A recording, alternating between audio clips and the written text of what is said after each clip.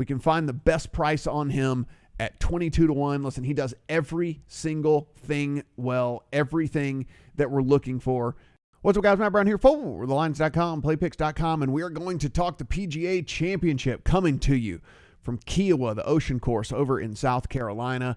Really looking forward to this field. Awesome, deep field in one of the most difficult courses in all of America. Cannot wait to see this beautiful course in action with some of the best players in all of the world. We're going to go down 5 bets that I have made for this tournament moving forward, and hopefully we will make some money. You can make some money too following along as we go. Go ahead and click that subscribe button, give us a thumbs up, and then let us know in the comment section how you plan on playing the PGA Championship. But without further ado, let's get to the picks. Before we get into the picks here, guys, let's take a look at the course. You can see right here over on the lines, there is a gigantic course breakdown, course preview right over here. We are talking a par 72 coming in at 7,876 yards. It is the longest major in history. It is 135 yards longer than the 2017 U.S. Open at Erin Hills, so this will be the longest major in U.S. history. Golf Digest ranked this course as the hardest course in the country. We're going to get paspalum greens, a grass that we very rarely ever hear of on tour, so it's going to be tough if you're doing research on how guys putt on certain surfaces. Paspalum greens here. Even though it's the ocean course, water only comes into play on 3 of the holes, but it basically is built on an island, right? So it's just sands and dunes and bunkers and stuff everywhere. So there is lots of trouble all over the place with this. There are 3 par 3s. They're going to play about 200 or more yards. There are 5 par 4s. They're going to play at least 450 yards, and every one of the par 5s plays at least 550 yards. There's expected to be double-digit wind at least 3 of the 4 days, maybe all 4 days. So what we're going to want to do, recording this on Tuesday, we're really going to want to pay attention to the weather come Wednesday night, that forecast. As we head into Thursday morning, maybe there's a more favorable flight, early morning, afternoon, whatever it might be, and that might be just enough to get a guy into a good spot to have success for the weekend. The last time this thing was played here, back in 2012, Rory McIlroy won this thing by 8 strokes. That said, him winning by 8 strokes, he was the only person to shoot better than 5 under par. I mean, it was a tough course. He just happened to dominate. The scoring average was 74.6 for that 2012 PGA. So you can see it was 2.5 strokes over par there. The back 9 alone averaged 37.7, a full 2 strokes over par. So, I mean, nearly 2 strokes over par right there for you. So you just got to see 20 guys, only 20 guys finished in red figures in that year. So it's going to be a very tough course. These guys are going to really need to have every single trick in their bag working for them to have success this week at Kiawah. Right here on this preview page, guys, if you scroll down and you keep scrolling a little bit further, yes, you will find this. It is awesome, and it helps you shop for lines. So the first one we're going to look at here is an outright on my favorite play of the week in Viktor Hovland. You can see Viktor Hovland as we go across. The best you're going to find, there are some 22s out there. We can find those at William Hill, FanDuel, and PointsBet. So Viktor Hovland, listen, he's coming off back-to-back third-place finishes.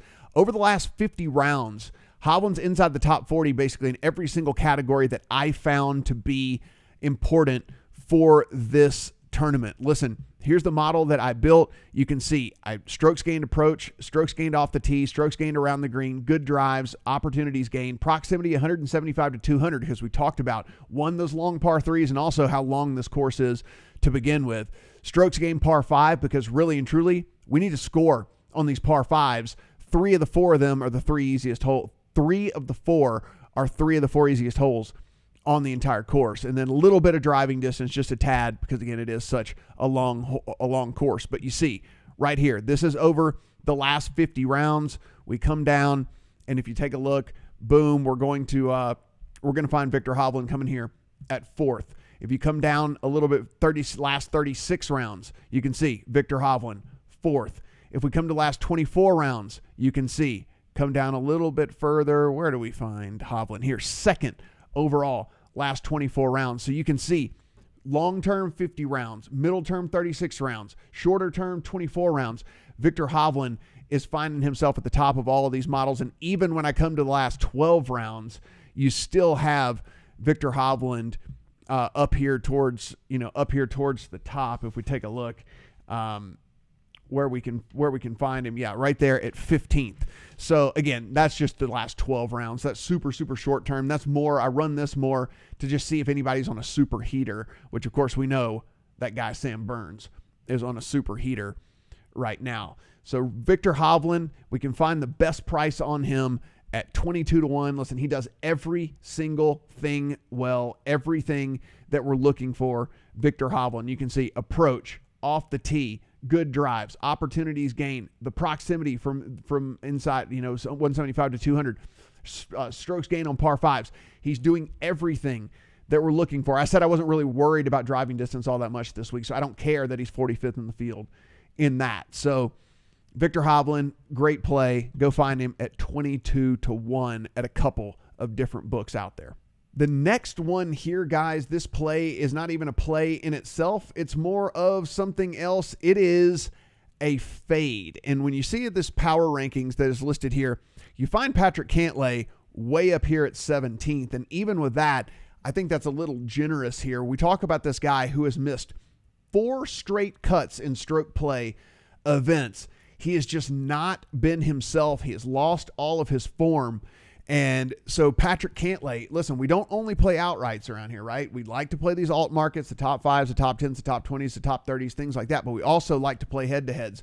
And so what we're going to do is go in at all of the books. So go to DraftKings, go to FanDuel, go to MGM, and we're going to fade Cantlay. I'm fading Cantlay at every single opportunity that I can get. He's just not doing what we need him to do here recently in order for us to confidently bet on him. And you can see, I mean, whenever we're looking, 67th in the field in opportunities gained, 69th in the field in good drives. You can see par 5 scoring, where I think you need to, like, where most of the scoring is going to come this week, especially if the conditions get bad, down 46th in the field as well. And this is over the last 24 rounds. Cantlay just not being able to do what he's been able to do, the course of his career. He's just in bad form. We've seen a lot of good guys get into bad form. They'll eventually figure it out. I think this is probably not the course where you figure it out. So we're going to go with a big fade on Patrick Cantlay this week. Play number 3 here, guys. We're going to be looking at another outright. And honestly, with this outright, we're going to accompany this with a top 20 and a top 10 bet as well on Mark Leishman. Mark Leishman, has a lot to like about his game and what is going to go into having success here at Kiawah. Here's the thing. We're going to make this bet on Leishman as basically a hedge, an out here for us against some of these other bets that if the conditions get horrible out there, if the conditions get terrible, that we're going to be able to find some success with a guy like Mark Leishman, who grew up playing in terrible conditions, playing in super windy conditions, playing where you have to keep the ball low, the ball flight needs to be lower. The PGA today is all about high ball flight, getting up and over the trees, cutting off the corners, all the things like that. That is what today's PGA is all about. Well, Leishman doesn't go that route. Leishman keeps the ball lower than all these other guys. He understands how to control it in wind. And so if we were to find ourselves with some worse conditions than even forecasted, I'd love to have an outright on Leishman in my account. Now, I'm trying to see if we can find Leishman here. So what you can see, best price we're going to find is 70-1. 70-1 on Leishman is over at FanDuel. So find Mark Leishman on the page right here. You just click right here. And on FanDuel, it'll take you to FanDuel, 70-1. And you can see it's a much better price than we're getting over at a couple of other books. 50 and 55, we're getting 70 over at FanDuel on Mark Leishman. Again, a guy that clicks a lot of the boxes that we're trying to find if the conditions do get bad out here. Listen, in 2012, the conditions got pretty bad. And it's not to say that it will this week, but it definitely could. We're right next to the ocean. It could get super, super windy. Gusts could start getting up into that 20 to 25 miles an hour. And Leishman is the type of guy that's going to be able to control that ball down low. He's going to be able to deal with these conditions. It's not going to bother him in the least bit. He is pretty confident heading into this tournament as well. He thinks he could have a pretty good day. And whenever we take a look at Leishman here, this is not like jumping off the page here on the last 50 rounds with the things that we're really looking for. But when you get down here, this is the stuff that I do like. Inside the top 35 in par 5 scoring, inside the top 15 if we're looking at proximity 175 to 200, which again, I said is going to be so incredibly important as we move. Now that's the last 50 rounds here. If we go to Leishman over here on the last 24 rounds, you can see much better on some of these other categories. Still inside the top 35. Par 5 scoring, he's 16th in the field. Last 24 rounds in par 5 scoring and strokes gained approach, 26th in this field over the last 24 rounds. So you can see his form closer to now is much, much better as well. So Mark Leishman in our pocket, feeling pretty good about having him should these conditions get bad. Our fourth bet here, guys, is we are looking at a head-to-head. We're going to play Corey Conners over Louis Oosthuizen. Here's another thing. Corey Conners showing up really, really well in all of my models here. Over the last 50 rounds, he comes in and 11th best in the field for all the things that I find important. Over the last 36, he's 10th in this field and things that I find important. You can see that Corey Conners just continues to keep popping here with a lot of these. 17th over the last 24 rounds. And listen, he would be much, much higher. You can see he's just really, really bad around the greens, and he's bad at driving distance. But again, we're not really that worried about driving distance so much this week with the things that are going on with, again, the conditions here and really how penal this could be if you get all wonky with your driving distance. I'm not so much worried about. So you could see he would be much, much higher because look, 3rd in the field in good drive, 7th in opportunities gained, 17th in proximity 175, 3rd in strokes gained approach, 8th in strokes gained off the tee. So you can see just how much he would be up there if this was just if the model was tweaked just a little bit more. This really, these two categories really knock him down. We're going to head over to BetMGM. He's going up against Louis Oosthuizen, who is in terrible form. Corey Conners checking all the boxes for what we're looking at here. Data Golf also, if you go and take a look at their matchup tool, has this as a big mismatch. They have Corey Conners as a big favorite in this tournament. So, in this head-to-head. So you can take a look, minus 115 on Corey Conners over Louis Oosthuizen all day long. Corey Conners, one of the guys, again, that is popping up in all the models and all the checking all the boxes and stuff that I'm looking for here. So Corey Conners over Oosthuizen over at BetMGM in a head-to-head. Our fifth bet, guys, we're going to come down, and this isn't going to be anyone that you're going to find here in the top 20 power rankings. Not even going to be a guy that you're going to find here in this big list of guys, because we're going way down the board, and we're going to Charles Schwartzel. And we are going to find Charles Schwartzel over here at DraftKings. You can make a top 30 bet on Charles Schwartzel, and he just has to finish inside the top 30 and inside the top 30. We take a look and we try to find old Charles here. We're going to get 2-1 on Charles Schwartzel to finish inside the top 30. Now, the reason for this is another guy that we're going to ride a heater here on Charles Schwartzel. His last 24 and 12 rounds really been doing well. And if you take a look at Schwartzel, this is over the last 24 rounds right here. Charles Schwartzel, strokes gained approach, 20th in the field over the last 24 rounds. 14th in the field in good drives, 27th in proximity 175 to 200, 37th in par 5 scoring, 31st in driving distance.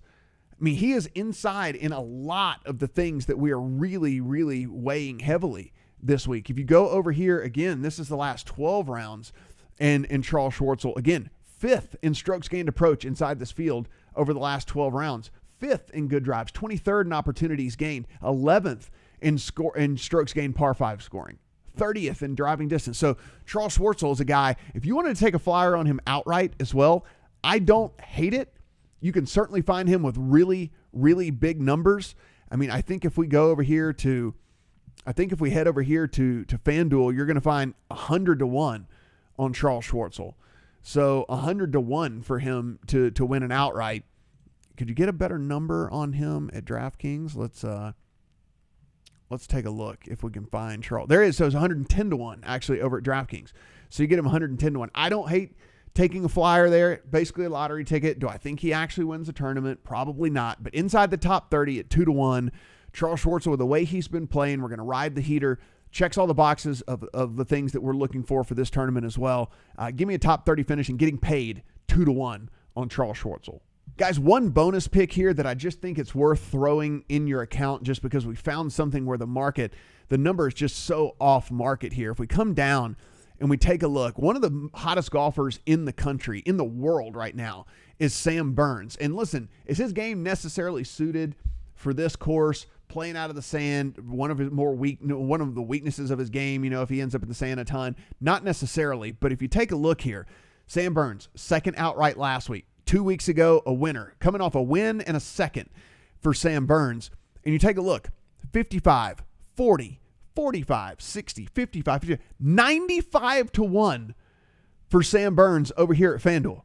Now, I don't know why FanDuel doesn't like Sam Burns, but we are going to take advantage of the fact that they don't like Sam Burns. And so, again, this number is just so off market for one of the hottest golfers in the world. Again, the course doesn't fit him as great as it does a lot of these other guys and all of that. But look, I don't know, depending on how big your bankroll is, I mean, a $20 bet, 95 to 1, $50 bet, 95 to 1 on a guy who's playing as well as Sam Burns is. I think you could feel worse about having one of those bets in your pocket, again, with a number that is just so incredibly off market. You can see, I mean, there's a 40 out there. There's a 45 out there, 95 to 1 over at FanDuel. So that's in the account. Suggest maybe you throw whatever, $10, $20, $50, whatever your bankroll allows, just to have that in there for a number that should be lower than 95 to 1 for sure. Guys, that's going to do it for the PGA. Again, if we add any bets, we'll put it in the comment section below. Go ahead and subscribe to the page. Go ahead and give us a thumbs up, and go ahead and let us know how you're playing the PGA Championship over at Kiawah in there. Who's your outright pick? Do you have a top 20 pick? Do you like any of the head-to-heads? Are there any of the other of these derivative markets that you're into as well? Let us know. Certainly, any questions you have, we'll try to answer those as well. Tons of written work over at the lines as well, so be sure and check out all the written stuff over there. And if you need an account at any of the books, because again, shop around, as we saw the number again. Let's just talk about the number on Burns compared to everywhere else. If you need an account, just click on your state. No matter what state you're in, you're going to get the very best sign-up offer for your state by clicking on that over at the lines. You can see every book that you need, and you're going to get all these bonuses and stuff as well. So you might as well take advantage of that while you're at it. But guys, appreciate you watching this, and good luck this week for the PGA Championship.